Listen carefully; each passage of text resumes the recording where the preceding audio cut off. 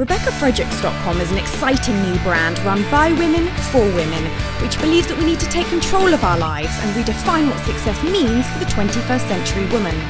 The brand empowers women like you with the self-confidence to go out there and create the success and therefore the lives that they want. Covering self, work, relationships, fitness, and nutrition. We provide all the tools, tips, strategies, and support you need to create a life you love. Hi, I'm Rebecca Fredericks and welcome to RebeccaFredericks.com, the place to be for your personal and professional success. Today's episode is on how to date in 2013. When you come out of a relationship, one of the scariest things can be putting yourself back out there and dating again. And if you've been in a relationship for a while, it may be that things have changed quite a bit since the last you were on the dating scene. But don't worry, I've got your back. If you've been out of the singles scene for a while, then today's episode is designed especially for you. Because dating is scary. It just is. It's you on your own, meeting new people, trying to come across as the best you possible, and constantly risking being rejected. Love is a leap of faith, and the risk you take is of having your heart broken. But if you've ever been in love, you know that it's a risk worth taking. Another worry is that you end up going on a date with someone who turns out to be a crazy, or that you're going to be wasting your time, that he's actually going to have a girlfriend, or that he's seeing loads of other girls at the same time. And these are all valid concerns and worries.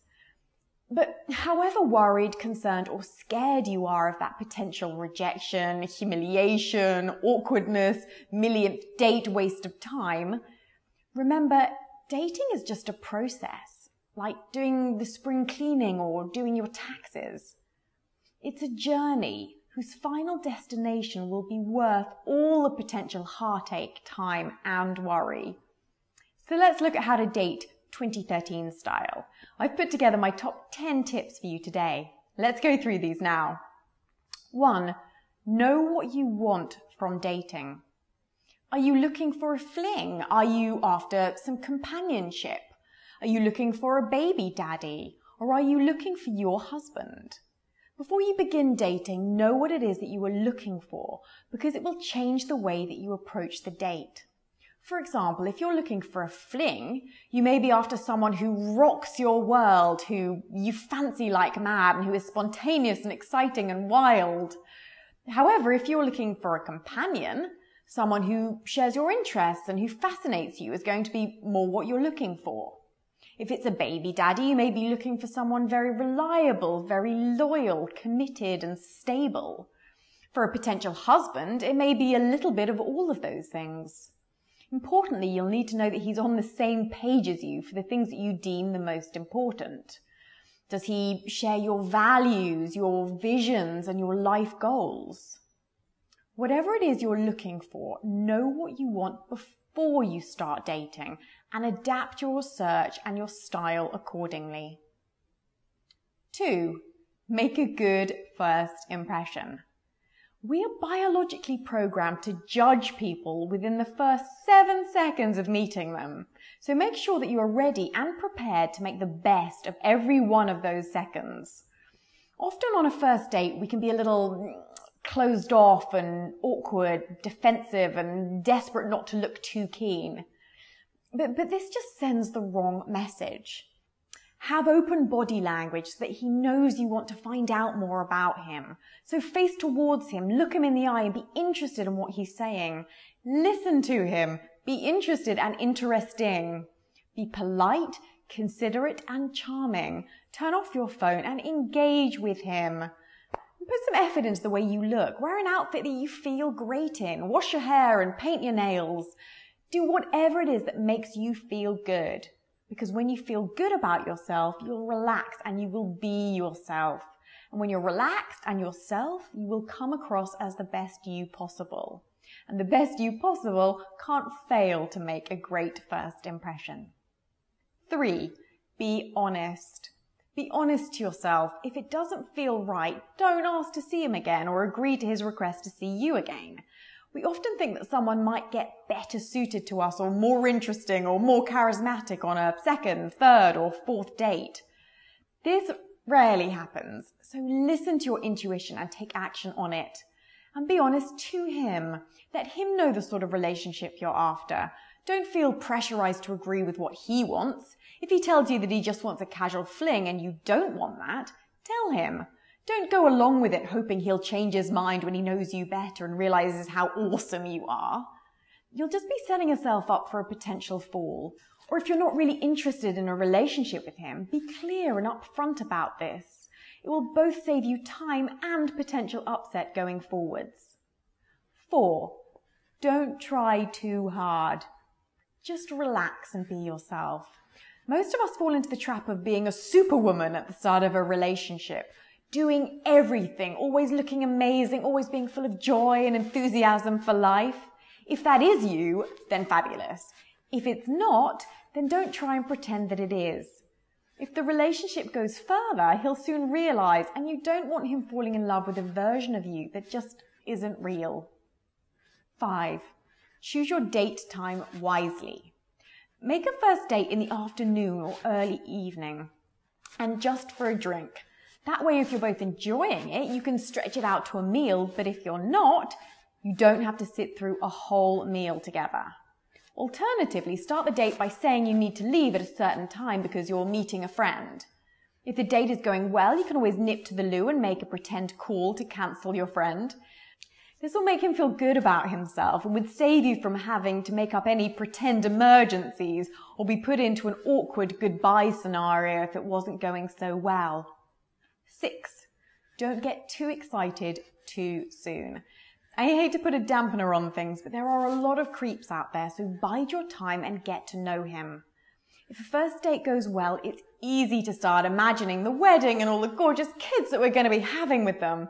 But this can lead to being way too keen and scaring him off, or being let down when you find out more about him and realize that he's maybe not as great as you had first hoped.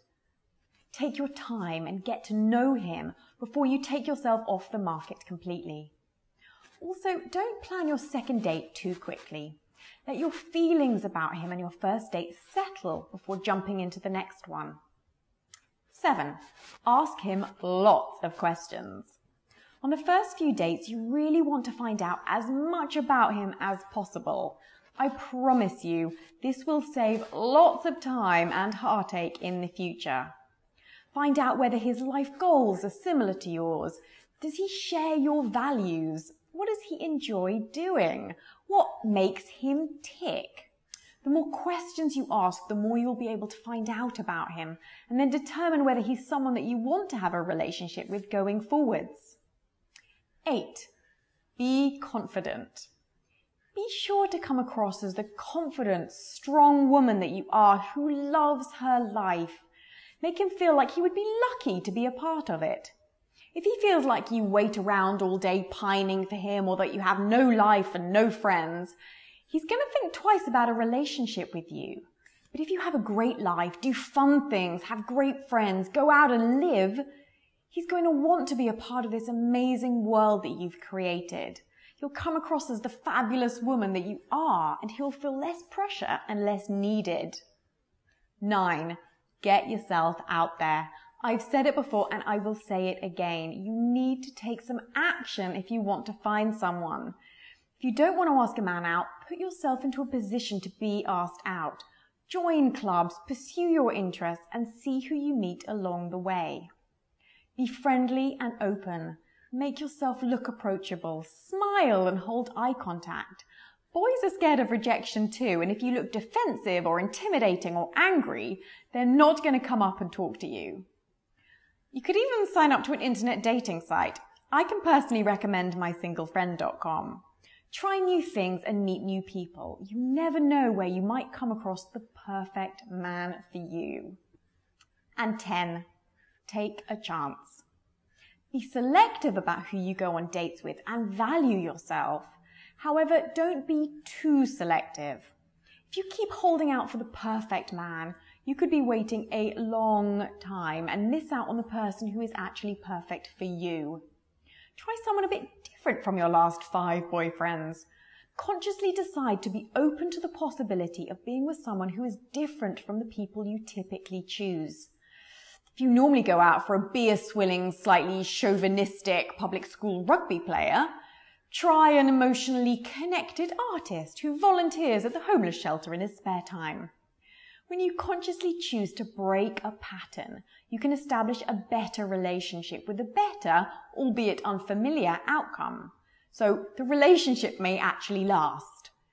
If you hang in there and give this out-of-the-ordinary person a chance, it may just pay off and lead to that long-lasting relationship you've been hoping for. So those are my 10 tips for dating in 2013. Today's exercise is in the exercise blueprint for you over at RebeccaFredericks.com. And what you need to do is answer the questions that I've set for you so that you are completely ready to start dating. And these questions are: 1. What do I want from this dating experience? 2.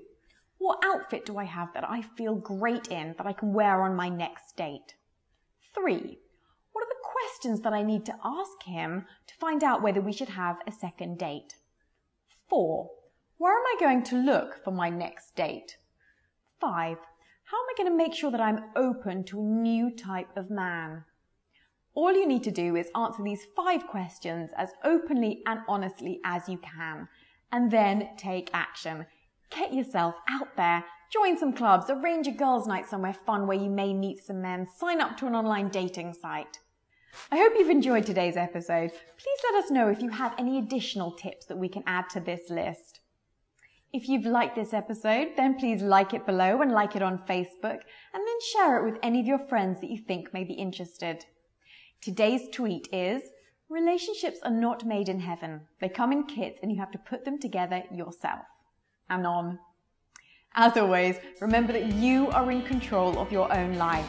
If you want something to happen, you have to go out there and make the changes. That's not to say that others can't support you and help you. That is why I'm here, and that's what your friends and family are for. But you have all the power that you will ever need inside yourself. So use it and create a life and a future that you love. I hope you've enjoyed today's episode, and thank you for watching my Friday tips. I'll see you next Friday.